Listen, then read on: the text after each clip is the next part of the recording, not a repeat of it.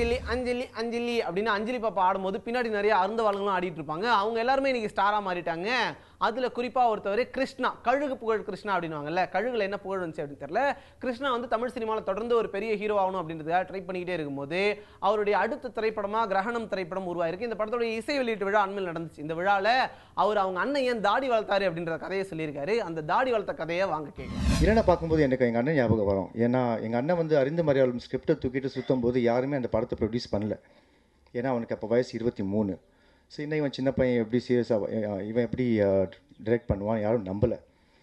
And எங்கள் அண்ணன் தாடி வச்சதுக்கு காரணமும் அதுதான். ஏன்னா தாடி எடுத்தால் ரொம்ப சின்ன பையன் வரும். Nobody's taking me seriously man அப்படின்னு சொல்லி அன்றைக்கி வச்ச தாடி இன்னும் எடுக்க மாட்டேங்கிறான்.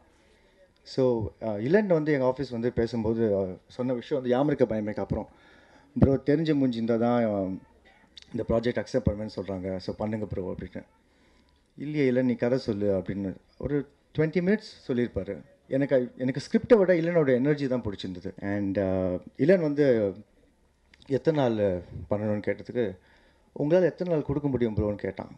எனக்கு புரியல. எத்தனை நாள் கொடுக்க முடியும்னா ஒரு 2.25 நாள் கொடுத்தா முடிச்சிருவியா படத்தை? இல்லை ஒரு 10 to 15 days கொடுங்க, நான் எந்த கண்டினியூட்டி வேணால் வாங்க, நான் படம் முடிச்சிடுறேன் அப்படின்னாரு. சரின்னு டிஸ்கஸ் பண்ணிருக்கும்போது காஸ்டியூம்ஸ் பற்றி பேசினிருந்தோம். காஸ்டியூம்ஸ் பற்றி பேசும்போது என்ன ட்ரெஸ் போடலாம் அப்படின்னோடனே நான் சும்மா ஜோக்குக்கு சொன்னேன், ஒரு ஷார்ட்ஸ் போட்டுருந்தேன் நான் அன்றைக்கி எங்கள் ஆஃபீஸில். இந்த ஷார்ட்ஸ் வேணால் போட்டு வரட்டுமா? அதுக்கு அவர் சொன்னார், சூப்பர் ப்ரோ, இந்த ஷார்ட்ஸ் போட்டு வாங்கன்னு. ஸோ படம் முழுக்க நான் என்னுடைய சொந்த ஷார்ட்ஸ் போட்டு தான் நடிச்சிருக்கேன் இந்த படத்தில். ஸோ அதுக்காக சின்ன பட்ஜெட் படம் நான் சொல்லலை, போட்டிருந்த ஷார்ட்ஸே போட்டு வாங்க ப்ரோ, எதுக்கு இன்னொன்று வாங்கி தச்சு அதெல்லாம் பண்ணுறதுன்னு சொல்லிட்டு ஒரு டிஷர்ட் வாங்கி கொடுத்தாங்க. ஸோ 10 நாளோ 12 days நைட்டு மட்டும் ஷூட் பண்ணோம். அண்ட் ரொம்ப டைட் பட்ஜெட்னு சொல்ல மாட்டேன், ரொம்ப டைட்டாக ஷூட் பண்ணியிருக்கோம்.